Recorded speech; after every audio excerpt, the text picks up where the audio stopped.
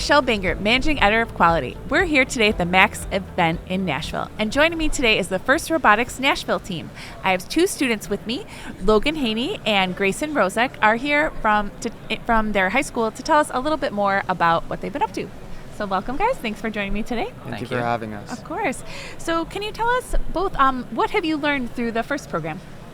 So I really improved my skills when coming into because when I came into FIRST, I didn't really know anything about CAD and manufacturing, and when I started, I basically had none of the skills that I have today.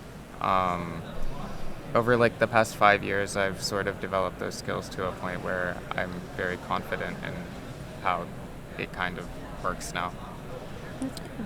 For me, I also have learned how to CAD a little bit and how to program, but I've also learned really well how to work in a team environment, which is a very important skill. For sure. Can you give me an example of a project you've worked on with FIRST? Yeah, so in my freshman year, I developed a coaxial swerve drive. Basically, it's like a drivetrain that has two motors that power each wheel, one that turns the wheel in a 360-degree motion and one that rotates the wheel forward and backwards. It's really complicated because you have 4 of those and you have to control them all independently, which sort of means that you have to give and take some of the performance that comes out of it. We've actually been rebuilding our robot for Worlds, and that's a project that we've all been working together as a team. So we've been working on that for probably a few weeks now, and we're going to be rebuilding for Worlds. Great, okay. And can you tell us about the robot you have at the show here today? So we have a turreted shooter robot at the show.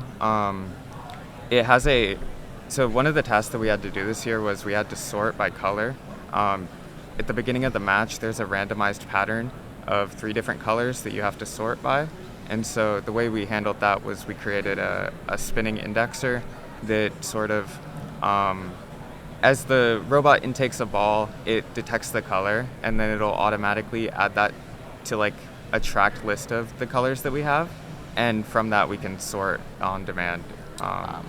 We initially had some problems with our color sensor, so we added 3 of them in the first slot because there are holes in the wiffle balls, and it makes it difficult if there's a hole right where the color sensor is. So we added 3 of them, and that's greatly improved efficiency, and they kind of vote on what they think the color is, and then it's just a majority vote. Okay. And so how did you guys get interested in robotics? Since you were little, or? Well, since I was young, I always had an interest in it. My uncles did FIRST Robotics. Oh, okay. I went to the FIRST World Championships a few times when I was younger, and that sort of kind of was a gateway into it. Grayson?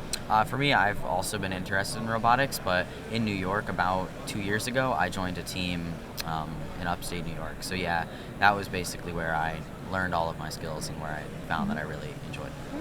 And do you guys know what kind of career path you want to pursue right now? I would like to pursue in robotics engineering, so mechanical engineering and computer science sort of together. I haven't quite figured out yet, but I'd also probably like to go into robotics engineering. That's great. But I haven't fully decided yet. So Plenty of time. Right, yeah. Okay. Good. Okay. Well, I think that's all the time we have, but thank you guys so much for joining us, and congratulations on your work. It seems really exciting, and it was so cool to watch here. So good luck at Worlds, too. Yeah, thank you for having us. Thank you for having us. Of course.